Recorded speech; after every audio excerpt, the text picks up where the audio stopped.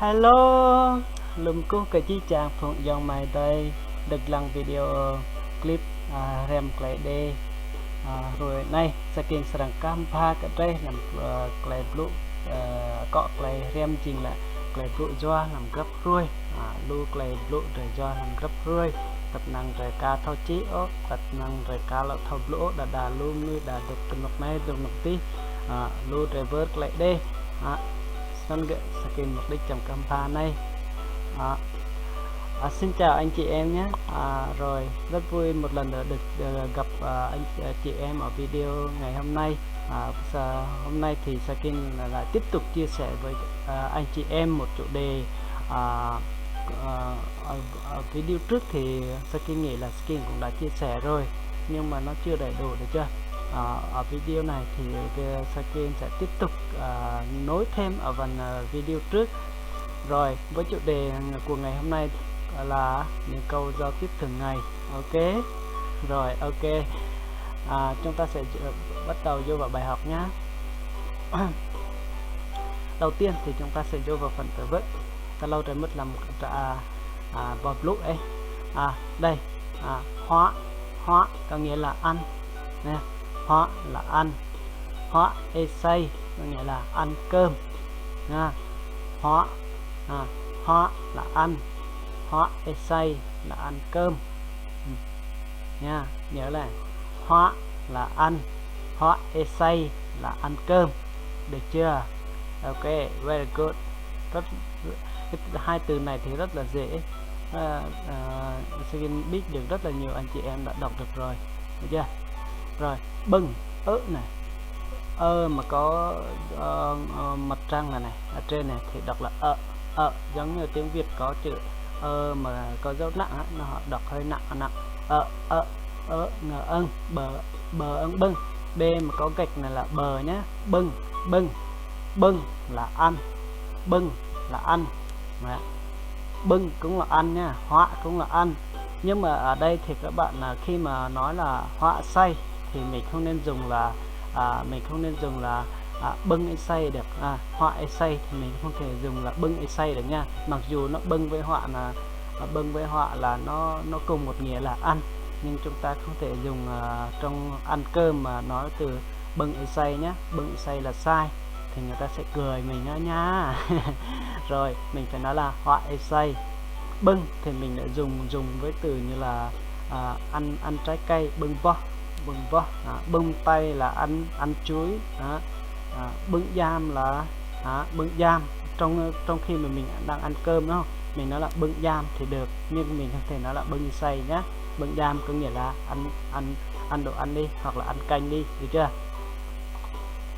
Rồi tiếp theo mà năm n này, m âm n âm năm. M năm có nghĩa là uống.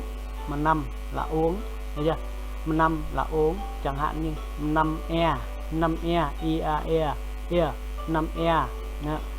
e là uống nước, được chưa? Năm e là uống nước. Ok rồi epa là đói khát. Epa là đói khát, được chưa? Ví dụ epa e là khát nước, epa ten là đói bụng. Epa e nhá, epa e là khát nước, epa ten là đói bụng. Nhớ nhá, epa là đói hoặc là khát, nó đi epa e thì là khát nước, còn epa ten thì là đói bụng. Tray có nghĩa là no khi mà mình ăn cơm, đúng không? Tray tức là mình no rồi á, no tray. Rồi full. Rồi cái nạ esay là nấu cơm, thấy chưa? Cái nạ esay là nấu cơm. Túc ố này, u mà có dấu mặt trăng này ở trên thì đọc là ô, được chưa? Túc ố có úc này, tờ úc túc này, túc e là đun nước. Thường uống nước sôi người ta hay đun nước. Túc e. Giam the với g này thì đọc là giờ. Giam đọc là giam giờ giam. Giờ đọc là giờ á, giờ với giờ này thì đọc là giờ, giam, am, giờ am, giam, giam là canh, được chưa? Giam, đọc từ này là giam nhá. Các cố gắng phát âm này, từ này rất là nhiều người không thể nào đọc nổi này. Giam, giam. Trường hợp nếu mà không có d thì đọc là jam, jam, được chưa? Nếu mà không có g thì đọc là dam, dam, mà đi với g thì đọc là giờ, giam, được chưa? Giam, canh. Rồi, hôm nay về từ vựng thì Sa Kinh chỉ chia sẻ được mấy từ này thôi. 1, 2, 3, 4, 5, 6, 7, 8, 9, 10, 11, 12 từ. Rất là hy vọng anh chị em cố gắng mình mỗi ngày mình học mỗi từ thôi nhá, cho nó dễ nhớ mà. Rồi, quá đơn giản không nào? Cái lưỡi họ. Hôm nay thì những từ đơn giản thôi. Ví dụ họa, họa say, bưng, năm, năm e, epa, epa e, epa ten, tray, nại say, tục e, giam. Lại một lần nữa này, đọc nhanh. Họa, họa say, bưng, năm, năm e, epa, epa e, epa ten, tray, nại say, tục e, giam. Ok, rồi, ok, rất là tốt, very good. Rồi, chúng ta sẽ vô vào phần ví dụ nhé. Đây, ví dụ câu thứ nhất thì chẳng hạn như là mình nói là mình khát nước thì nói sao? Mình khát nước quá. Khi mình đi chơi hoặc là mình vô nhà ai đó thì mình nói mình khát nước thì nói sao? Có epa ea mà ai? Có epa ea mà ai? Mình khát nước, hoặc là mình khát nước quá, hoặc là mình khát nước rồi. Có epa ea mà ai? Rồi. Câu tiếp theo, câu trăm năm e. Khi mà khát nước thì mình cần uống nước nữa.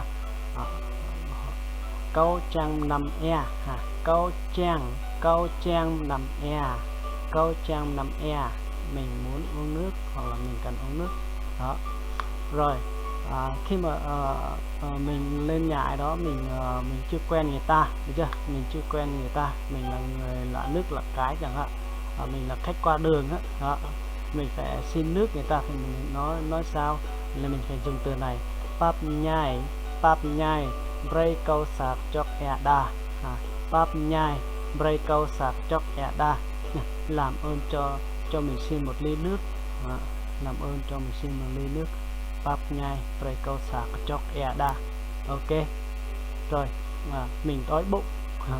Khi mà mình hay người con hay than với mẹ là con đói bụng quá thì mình phải nói là câu epa ten vây, câu epa ten vây, được chưa? Vây, a vừa a vây mà có chữ h cuối thì đọc gió lên. Câu epa ten vây, câu epa ten vây là mình đói bụng quá. Ok. Ví dụ câu mình muốn ăn cơm, đói thì phải ăn, được chưa? Câu trang hoại say, câu trang hoại say, mình muốn ăn cơm, hoặc là con muốn ăn cơm, hoặc là anh muốn ăn cơm.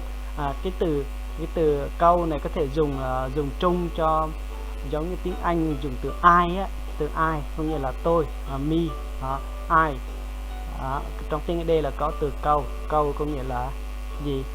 Đại từ nhân xưng ngôi thứ nhất không? Người thứ nhất số ít, được chưa? Câu là ai, nó tương đương với giá trị là ai. Trường hợp này thì khi mà mình nói với bố mẹ thì mình là con, câu cũng có, họ nói với người lớn cũng dùng từ câu, được chưa? Câu trang hoại say. Rồi, được rồi. Khi mà mình là khách lạ qua đường, cũng giống như câu trên, mình muốn xin một cái chén cơm người ta thì mình phải nói sao? Pap nhái break câu sa chiên say đà, break câu sa chiên say bẹ, cũng đúng. Pap nhái break câu sa chiên say tưới mà hạ, tưới mà hoặc là tưới mà break câu sa chiên say, được chưa? Pap nhái break câu sa chiên say bẹ, làm ơn cho mình xin một ít cơm hoặc là một chén cơm gì đó. Ok. Rồi ở đây đây cái nại say lét cá, cái nại say lét cá, bạn đã nấu cơm chưa? Hoặc là mẹ hỏi con, hoặc là bạn hỏi bạn, được chưa? Bạn đã nấu cơm chưa? Cái nại say lét cá, cái nại say lét cá, bạn đã nấu cơm chưa? Tục e lét cá, tục e lét cá, bạn đã đun nước chưa? Ok, y tục e lé cá, bạn đã đun nước chưa? Yeah. Cái xạ lé y say y cần nạ hẹ, cái xạ lé y say y cần nạ hẹ. Yeah. Cơm bạn nấu đã chín chưa? Cái xạ lé y say y cần nạ hẹ, cơm bạn nấu đã chín chưa? Ok. 5 e lơ, 5 e lơ, 5 e lơ, 5 e lơ đã uống nước sôi, 5 e lơ đã uống nước sôi. Đó. Hóa say bút màu giam, hóa say bút màu giam, bút màu giam. Đó, cố gắng đọc khi mà mình đọc hay mình nói thì phải đúng câu, đúng từ, đúng ấy nhá. Ví dụ như là bạn sẽ nói như thế này là sai này, hóa say bút màu giam, hóa say bút màu giam thì có nghĩa là nó sẽ khác màu này. Hóa say bút màu giam thì nó sẽ đúng hơn là hóa say bút màu giam. Nhiều người hay nói sai từ màu với từ mau. Mau thì nó là không có, còn mau có nghĩa là nó có, được chưa? Hóa say bút màu giam, bút màu giam là ăn cơm không có cay, được chưa? Rồi, na hóa vẹ, na hóa vẹ, na hóa vẹ, na hóa vẹ đi ăn nào, hoặc là đi ăn đi, hoặc là đi ăn thôi. Na hóa vẹ, được chưa? Khi mà ai đó rủ người nào đó đi ăn cơm thì na hóa vẹ. Với đây na hóa cũng có thể dùng, được chưa? Còn cái từ na hóa vẹ có nghĩa là người đó kêu người kia đi ăn, tức là người đó chỉ mang tính chất là mời gọi thôi, chứ không phải là người đó đi cùng.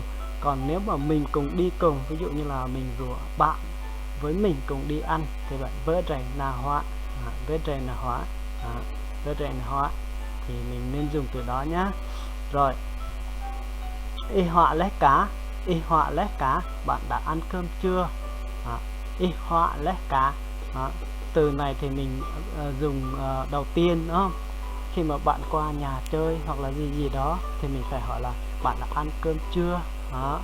Xong rồi mình mới hỏi là hỏi mẹ mình, y cái nạ say lé cá, y cái nạ say lé cá, ý là mình hỏi mẹ mình hoặc là anh chị em ở trong nhà mình có cơm chưa, thì mình nói người ta nấu. Khi mà mình hỏi được khi mà mình hỏi cái câu này này, y hỏi lé cá, ví dụ trường hợp là bạn nói chưa ăn, được chưa? Mình phải hỏi lại ngược lại. Rồi, ok. Lọ họa đứng vẹ, lọ họa đứng vẹ, ăn thêm nữa đi. Ví dụ ở đây lọ họa đứng vẹ, bạn đó đã ăn xong rồi, đúng không?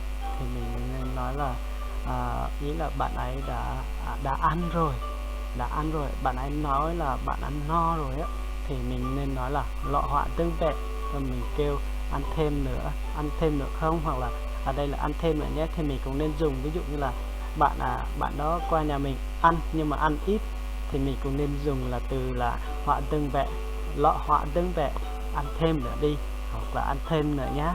Đó, cái kiểu như vậy nhá. Rồi, trai lé cá, trai lé cá, trai lé cá, đã ăn no chưa, đã ăn no chưa? Trai lé cá, trai lé cá, đã ăn no chưa? Trai lé cá, đã ăn no chưa? Rồi,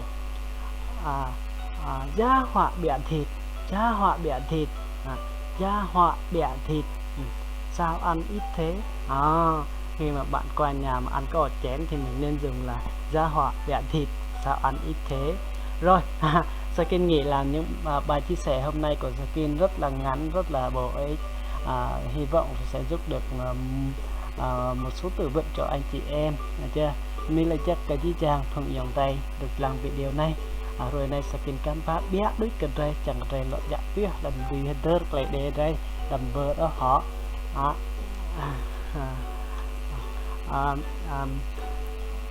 Đây khi mà các bạn xem video, mỗi khi các bạn xem video của Skin thì các bạn nhớ là đăng ký kênh của Masakin nhá, để mỗi khi mà mình có một cái video mới đăng lên YouTube thì các bạn sẽ là người đầu tiên nhận được thông báo và các bạn sẽ học được video bài chia sẻ của Skin sớm nhất so với các bạn không có đăng ký.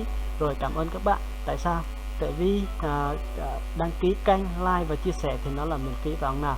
Rồi, rất hy vọng một số anh chị em thì cũng có nghĩa là khi mà các bạn đăng ký hoặc là chia sẻ hoặc là gì bình luận hoặc là gì đó góp ý thì giúp cho skin ở video tiếp theo skin sẽ cải thiện tốt hơn, được chưa? Hoặc là các bạn có một cái chủ đề nào mà các bạn muốn skin chia sẻ thì các bạn cũng có thể là bình luận ở dưới video. Đó cũng là cách chúng ta góp ý cho nhau. Rồi, cảm ơn anh chị em nhé. Nên là chắc họ bye bye.